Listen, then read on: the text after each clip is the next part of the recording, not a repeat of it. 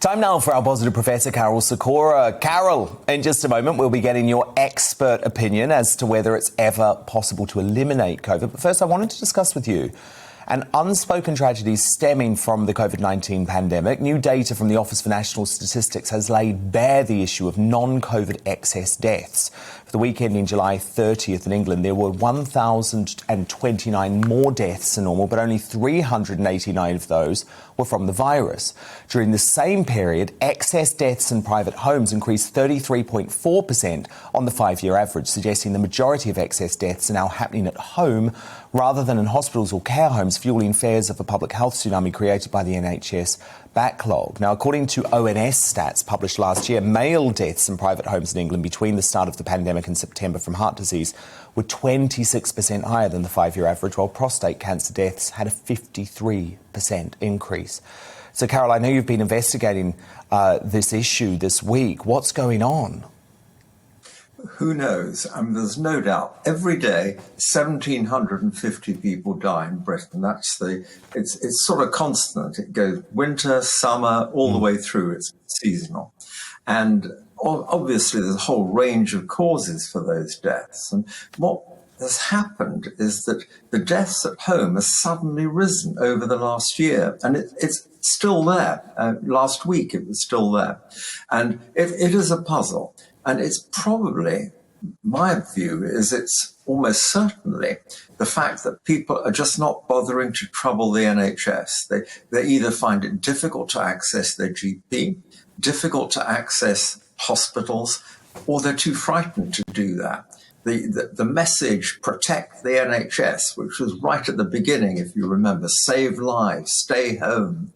Those sort of messages have had a profound psychological effect on people, and they are doing just that. So the amazing statistic is people with chest pain that probably are having a heart attack don't do anything about it. They just sit at home, have a cup of tea, go to bed.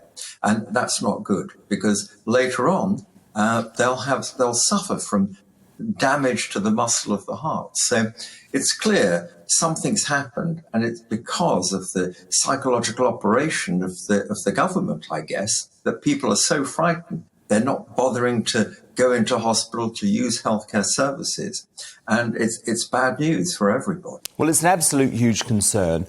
I have a massive issue, Karol, with how difficult GPs are making it for patients to see them in person. I've had it myself, actually. I've been testing the system. And it's absolutely fine. If you want to go and pay for a private GP, they'll see you. If you're going to an NHS GP at the moment, they will make it incredibly difficult. They'll make you jump through hoops. They'll make you do telephone consultations. And sometimes you don't know when they're going to call you back. It could take days and days and days. And I just think it's a disgrace that GPs are not all open up, because it's different talking to someone on the phone or down Zoom. You don't actually have the same experience. And I think we need GPs to pledge to start seeing patients face-to-face again, with no exceptions. You're quite right, Dan. And every time I say something like this, I get a barrage of abuse on Twitter from GPs. But there's no doubt we could be more imaginative. Sure, use modern media to, telephones, Zoom, all the other things. But seeing people is a key. And at the moment, our local practice, people have to email in. You put it on a website of the practice. You have to email them before you can get anywhere. If you phone up the receptionist, you're told just go on the web and email, and you have to say what the problem is, and then they may or may not call you back. They may or may not email you and give you an appointment, or they may phone you up. This, for older people. I mean, I'm pretty old, but I can handle the IT. But some people can't, and they've never used email before. They don't understand it.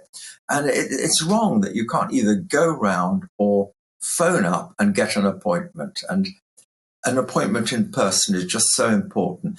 Apparently, about 56% of appointments are no longer in person. The change is sudden, and it's got to miss things. And again, I'm at risk for getting an abuse from my colleagues in general practice. But I think the hospitals have managed. We've kept cancer services going. So why can't the GPs be a bit more positive about things. Agree. Now, look, Karol, there's been a big debate this week about whether the world, whether humankind will ever be able to eradicate COVID altogether. But the expert authors of a new study claim that actually it might be possible. What's your verdict on this? This is a study from the University of Otago in Wellington in New Zealand. And it's a nice paper. I've got it in front of me here. It was in the British medical journal Global Health, just published 3 or 4 days ago. And it compares COVID-19 with smallpox, which has been eradicated, and polio, which has sort of partially been eradicated. I mean, there are 3 different types of polio. The virus has 3 different family members, and 2 of them have been eradicated. 1 still exists out there. And the paper concludes that it's probably not going to be as easy as with smallpox, but it's going to be easier than polio. However, there's a contrary view.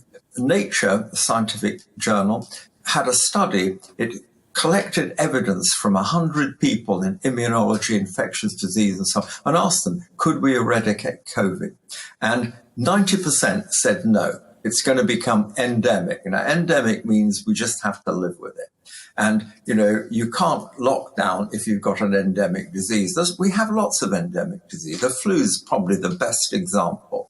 And we live with it. And there was a great quote in Nature. There's a guy that said, he's an epidemiologist in Minnesota in the States, is eradicating the virus right now would be like trying to construct a stepping stone pathway to the moon. Imagine that.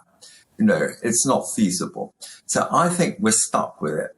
So let's learn to live with it. Exactly.